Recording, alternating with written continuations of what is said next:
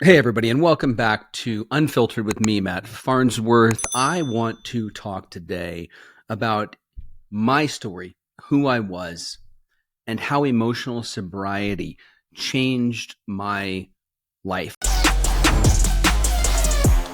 Unfiltered with Matt Farnsworth. Have you ever felt like your emotions control you instead of the other way around? Well, I felt that way for many years of my life. I was not in control of my own emotions. I felt like I needed to constantly try to control my emotions. And in doing so, it drove me absolutely crazy. So there's a lot of crazy making that goes on. And what does that lead to? Well, that leads to addiction. Oftentimes we try to comfort ourselves with drugs or alcohol in order to soothe that constant nagging that is there when you do not have emotional sobriety. And for me, it lasted for many, many years. Many, many years. There was trouble I had from my youth, from when I was a kid, and my mom and dad, didn't do things the way that they probably should have in terms of my emotional well-being. I'm not complaining. Good parents took care of me, did what they needed to do. But everybody's got their problems, right? We all come with our baggage, and there are things that people could have done better for us and things that really worked out well for us. But for me in particular, I had a problem with addiction and I had a predisposition to it. So who I was back then, based on who I am today, are two polar opposite people. You wouldn't recognize the person that you would see if you were to look at me right now and see the guy that's successful, that has the high six-figure job, that has the beautiful wife, that has the belief in Christ, that has the two podcasts that are successful, that has full custody of both of his children. They're older now. They're 18 and 20. So whatever you want to call that, custody. Prior to that, I did end up with custody. Emotional sobriety changes your life for the better. It is what you need to work toward in order to have true serenity in your life. And what does serenity provide? It provides a roadmap. It provides open pathways to success. Let's be honest. How can you have success in your life? How can you have success in your life when you are blocked, when you can't emotionally connect with yourself and understand what it is you even want? And when you can't connect, you can't have success because you can never define who you are and your goals and align them and go after them. It's very difficult to do. So let's talk about who I was. I was a person, like I said, that was very unsuccessful, in my opinion. Yes, I made a few movies. Yes, I auditioned for big things. I was in Hollywood for many years, just on the precipice of success, but never actually really had success. Never pushed through. Now, there's different reasons for that. There's different levels of morality that come into play there to stop me from having success. But there's also me. There's that person that's afraid of success. They're afraid to go out and take it and have success in their life. They feel like they didn't earn it, that they're not worthy of success. And that's a lot of people. That's a lot of people. Now, this takes us back to emotional sobriety. When you don't have emotional sobriety, you don't feel worth it. Now, you also, when you don't have emotional sobriety and you can't control your emotions, you can't have success because you can't handle criticism. You can't handle people talking negatively about you. You can't handle those moments. And when you can't handle not caring about what other people think, you cannot have success. Success will not come your way. You have to have a thick skin. There is not a man or woman alive that hasn't had egg on their face that has success. Everyone who has had a lot of success at one point in time has had egg on their face. But until you get to that emotional sobriety, until you remove alcohol from your life, you take it away and you say, hey, here's what I'm working with. Here's who I am. I've got this set of problems. Now I can see them. The alcohol just masks it. It's a big Band-Aid you're putting over an open wound that is continuing to bleed. And every time you put alcohol on top of it, the wound opens up. It gets a little bit bigger and it never gets better. It never gets better. In fact, when the alcohol wears off, it just festers. It's even more inflamed. It's even more infected. And so what you have to do is you have to remove whatever stimulant, whatever type of chemical you may be using to make yourself feel better. Namely, for me, it was alcohol. and you have to start figuring out what's going on with you. Now, how did that happen for me? Unfortunately, for me, it was very dramatic. That's how I operate. I guess that's just who I was at that time. I couldn't see that there was anything other than the relationship that I was in at the time that I identified as my entire life, my kids. And when that blew up, I started drinking, and I drank heavily. Couldn't deal with the pain, couldn't manage the pain, couldn't handle it.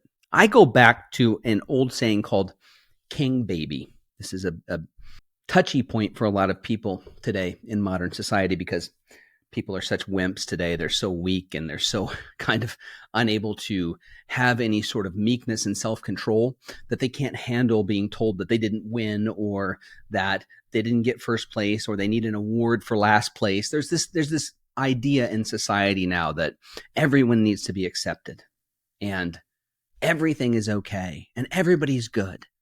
Well, that's not true. There's a lot of evil in this world and it's never going away. The world itself is evil, and we have to be spiritually sound and emotionally sober in order to combat it. We live in a world that is filled with pornography, advertising for pornography, advertising for alcohol, advertising for drugs, advertising for things that harm our bodies, foods that are bad for us, processed foods, fast foods, obesity, diabetes, alcoholism. And what is it? It's just a big machine. It's a big cycle. It's a big vicious cycle. You get addicted to alcohol. Well, they've got an industry for that, $1 billion industry in recovery. This is an industry. Well, if we cure alcoholism, what happens to that industry? It goes away. What happens to the police force? They lose money. What happens to the government? They lose money. How much do you think the government makes on DUIs? A lot of money, enough that they don't ban alcohol. So when we look at that, who's losing money? Corporations, the government, and we are a part of that system. So it's a cycle. It's a cycle. We're going to feed you this advertising. We're going to get you drunk. We're going to tell you it's a good thing. You're going to live this luxurious, wonderful life. If you drink, you're going to have a gorgeous woman, right? You're going to have this really cool car, and you're going to be on a beach with a bonfire drinking. That's going to be your life on a regular basis. That's what it looks like when you drink. So they sell this idea of alcohol as a gateway to a wonderful life, which is a lie. That's a false teaching. And we buy it. And some of us can't handle that. It takes away our problems and it's an immediate stress reliever. And because it immediately relieves the stress within our lives, we want it.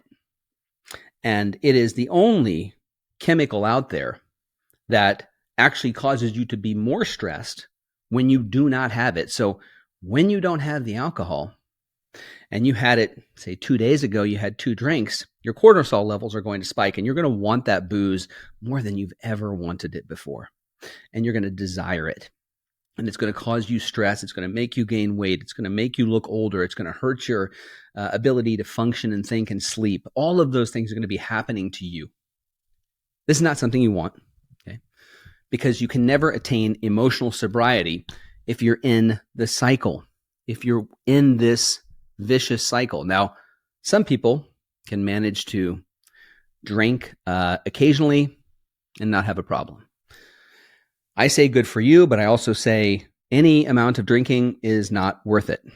So that being said, we're talking about a different group of people here. We're talking about a group of people like myself that cannot handle drinking. I just cannot handle it. I have 1 beer and I'm just a totally different human being. I do not even resemble who I used to be after just a drink. And I never know what version of myself I'm going to get. It could be the happy Matt. It could be the angry Matt. It could be the Matt who blacks out and can't remember a thing that happened, which is frightening. I can't tell you how many people I know going through recovery that had no idea why they were incarcerated because they did something in a blackout that they can't remember. So we can't look at that stat, me saying somebody committed a crime that they can't remember in a blackout and say that drug, that alcohol is okay. Now, if that person was able to set aside time for themselves and look at their life introspectively, take away the alcohol for a period of time and say, what's really wrong with me? That's emotional sobriety. That's where we start. So for me, like I said, it began with a terrible car accident. My life blew up. I couldn't go on. I felt like I couldn't go on. I couldn't handle my relationship blowing up. And so I drank. And I drank to the point that I ended up flipping a car 6 times. And I ended up with a very large DUI. By the grace of God, no one was killed, which is shocking.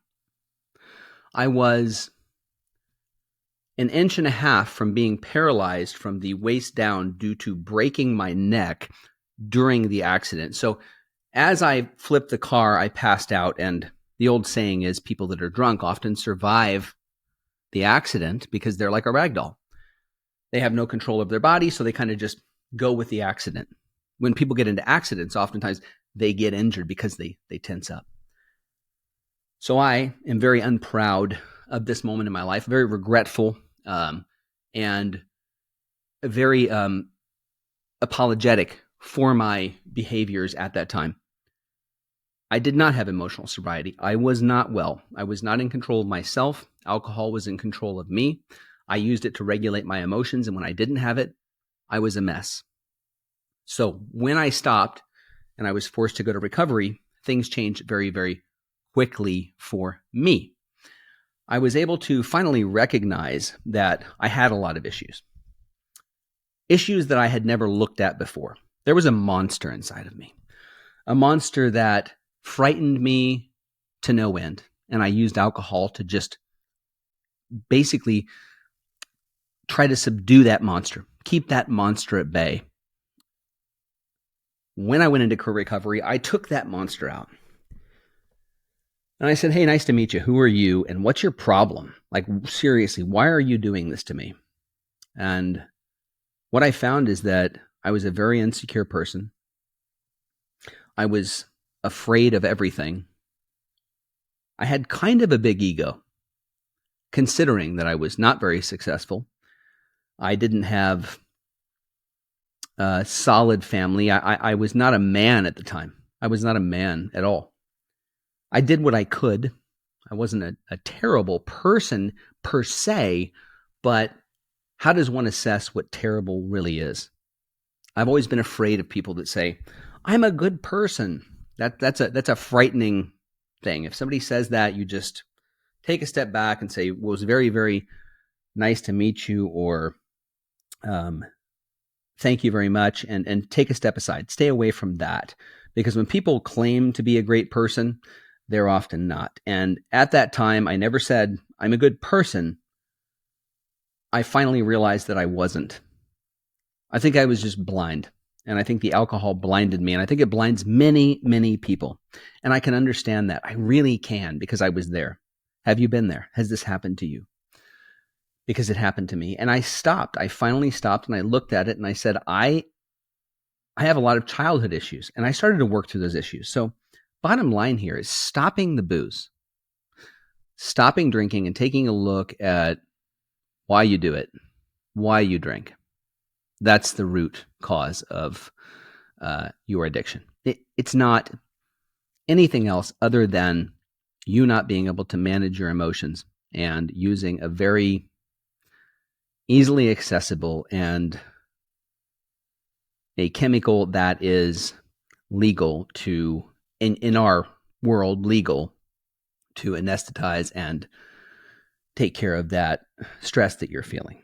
And it's sad because it does so much damage.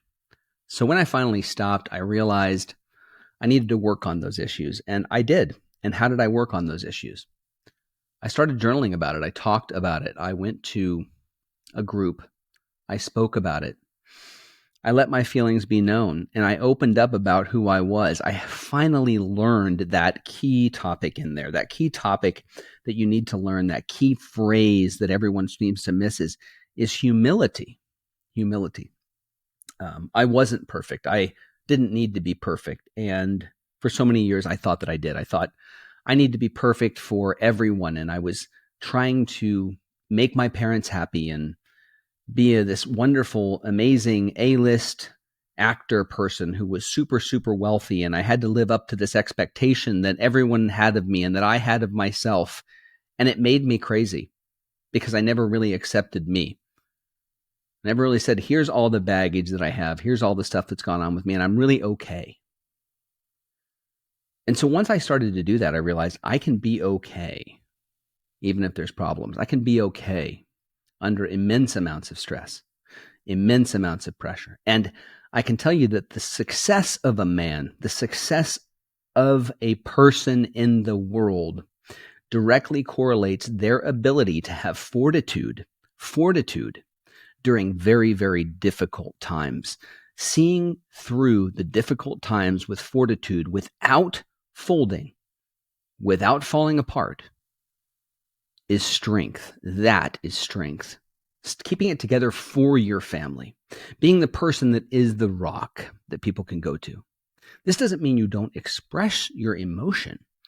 You do. It just doesn't get out of control. So in emotional sobriety, what we learn is that we can control our emotions, no matter how extreme something is that happens. For example, I have a man that I worked with. He has dementia. He ended up with dementia, and unfortunately, it happened fast. Just within a few months, he was already in hospice. And this can happen to us very, very quickly. And I often look at that and I say to myself, my goodness, this is incredible. Our lives are so fragile.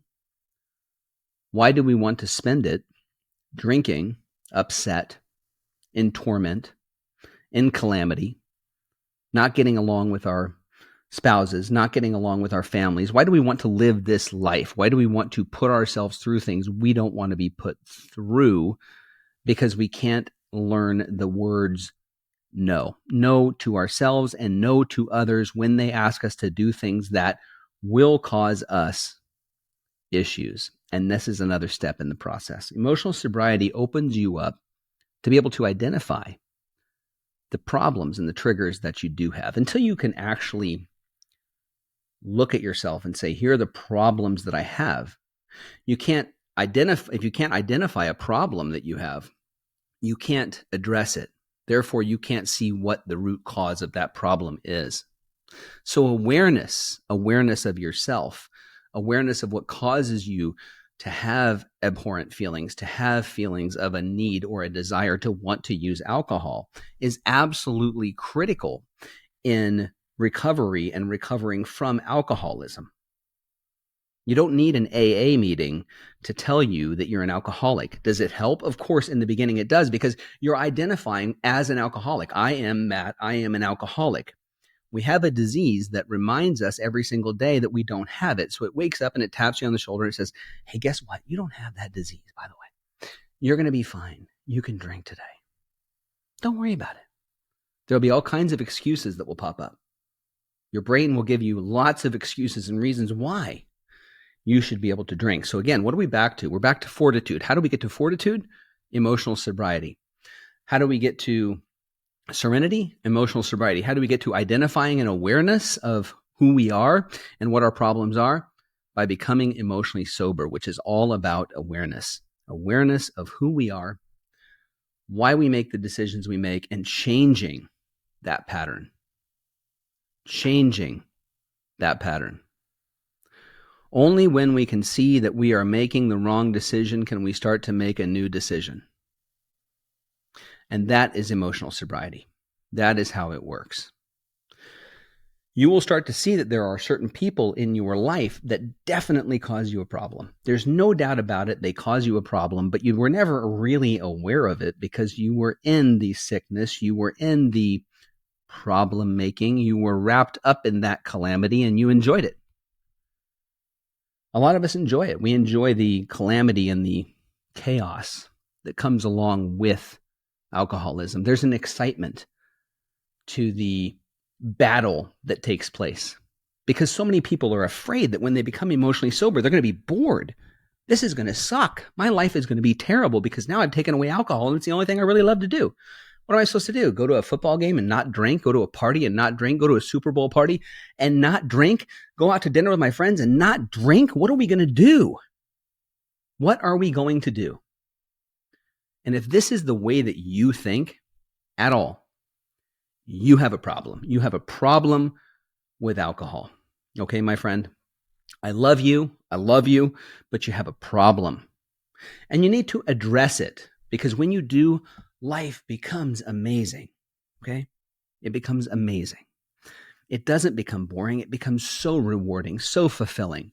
My life is filled with love, passion, success, and I wake up every single day with a passion and a drive and a yearning for life, to live, and to spread the message of emotional sobriety, of my spiritual beliefs to my brothers and sisters, to help them recover. Because there is salvation after this life, and you don't want to live this life in the ways of this world. This world is dedicated and set up to harm you. It is evil, and there's no way around that. All that we can do is control what we do, our actions. And when we are able to control it and see the world for what it really is, we're able to live a more peaceful and serene life, because we know we're doing what we should do. We're helping others. We're taking our message to others. And when you do become emotionally sober, you will begin to take your message to others. You will begin to preach that message to others, and not in a way that is untactful. It's through your life, through living this emotionally sober, emotionally well, successful life. And when people see you, they see you having success. Oh, they are going to come. They are going to come at you, and they're going to say, how are you doing it? There will be those out there that will despise you. Make no mistake. You have success. They're not going to like that. They may have been people who supported you at one time, but they never thought you were actually going to do it. So they're angry. Don't you want to prove those people wrong in a way and then move past that and let it go? Because I would. If I were you right now sitting out there and you drink too much and you'd like to lose a little bit of weight, you'd like to have more success in your life, the second that you quit drinking and you start looking at who you really want to be, and I don't care what age you are, this is doable. You can do this. You are unique, and every person is unique. Every person has a unique story, and they have the ability to recover. You have the ability to recover. What you need to do now, if you are drinking too much, is stop. Give yourself a week or two without it. Let the people know that you work with or that are in your life that you're going to do this. And when you let those people know that, oftentimes you find quickly that they say, ha ha, yeah, right. And that's fine. They can do that. These are often people you drink with. What you're going to have to do is stay away from those people. You're going to have to remove yourself from situations that may cause you to want to easily go back to that alcohol and start drinking again. Give yourself some time, and I guarantee you, you will start to see the patterns. You will start to see these patterns, this cycle that you're in. It's about awareness, and awareness only comes when we remove the chemical from our lives. And that's when emotional sobriety happens. It's triggered.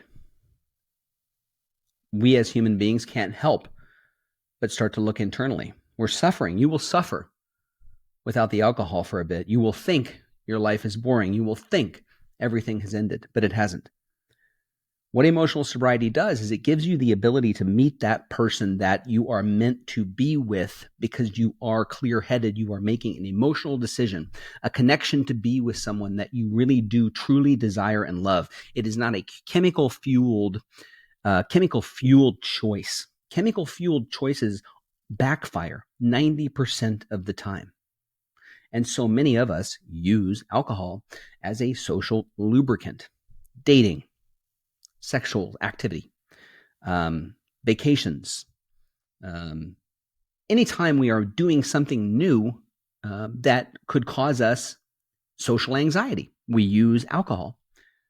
And therefore, you're likely to stumble. You're likely to do something or say something or be with somebody or make a decision that you normally wouldn't make. Lots of people have done things under the influence that they wish they hadn't done. You don't often hear people saying, man, I got sober and I made some terrible, terrible choices. That doesn't happen. So is the fun really worth it? And how long can the fun really last before, well, life is over? And you look back and say, I drank most of my life. And if I could go back and change that, I would. Because I can tell you this, you will have more success sober financially than you ever have. And you will have more time, which means you can take that vacation, which means you can relax, which means you can connect with your kids. And you'll want to, and you'll be able to look at them directly in the eyes and say, how are you doing? How's it going? It won't be about jokes or fun times or needing to do something fun just to go out and have a good time. It's more about that deep-rooted connection with your family, with your spouse. And I can tell you that the love that exudes and flows from emotional sobriety is far superior to anything that I have ever felt in my life. Being able to have my spiritual belief, to believe in God, to understand what has changed me as a man has been the key factor in all of my success. And the great thing about this is nothing drives me crazy. When I have financial success and there's a lot of money coming in, I don't dwell on it. It doesn't matter to me. I know that I cannot take this with me in the end because I am emotionally stable. I am emotionally well. I understand that the money is not going to buy me happiness. It's just that I'm able to make it much more easily because I'm able to be stable emotionally. If you want to make good business decisions, emotional sobriety is a win. I have made the best business decisions emotionally sober than I ever have under the influence of any alcohol at any time in my life. And I'm talking about just a couple drinks that week and having a meeting 2 or 3 days later could cause enough stress and anxiety to destroy your ability to negotiate. So if you want to have a clear head, you really want to negotiate, you want to be able to speak for yourself, speak clearly, and have a great business persona and be respected. Your reputation is on the line here. Become emotionally sober, and you will see the benefits come flowing in. Flowing in. There is nothing better than this, which is why I created a program for people to become emotionally sober. I'm not pitching this. I'm not selling you on this. I'm not trying to tell you you should take my program. I don't need your money. I don't care if you take my program. It doesn't matter to me. I created this, and it is an immersive, fantastic program that people are having wonderful, wonderful success with. And I'm so happy to be able to help these people at a very discounted cost because I know deep down these people deserve a chance. I didn't feel like I did when I first got sober. I thought my life is over. And I don't ever want you to feel that way. Don't ever think your life is over. It's not. There's always a light at the end of that tunnel. And becoming emotionally sober is the best way you can handle that trouble that you're having, that issue that nags at you day and night that makes you want to go out there and use that chemical. I've been there. I've been there in that moment where there's nothing I can do to fight it. The urge overtakes me and I'm out the door and I'm at a bar and I'm drinking. And that is a scary thing when a chemical has that kind of control over you. Now, like I said, that's not all of you. That's just some of you. But even those of you that are just casual social drinkers, your life is going to flourish so much more once you quit. I don't need to go over all of the wonderful benefits that quitting drinking will give you. Just taking the chemical alone away will give you better skin, reduced weight, reduced stress, better sleep, and better performance overall. Becoming emotionally sober will change your entire life. You will have new relationships. You will have a totally different outlook on finances. Your career will flourish. You'll be a better parent, a better son, a better daughter, a better sibling, a better person, and more effective to the world that we live in now. You will be saving people out there who will be looking at you and saying, I want to be just like that.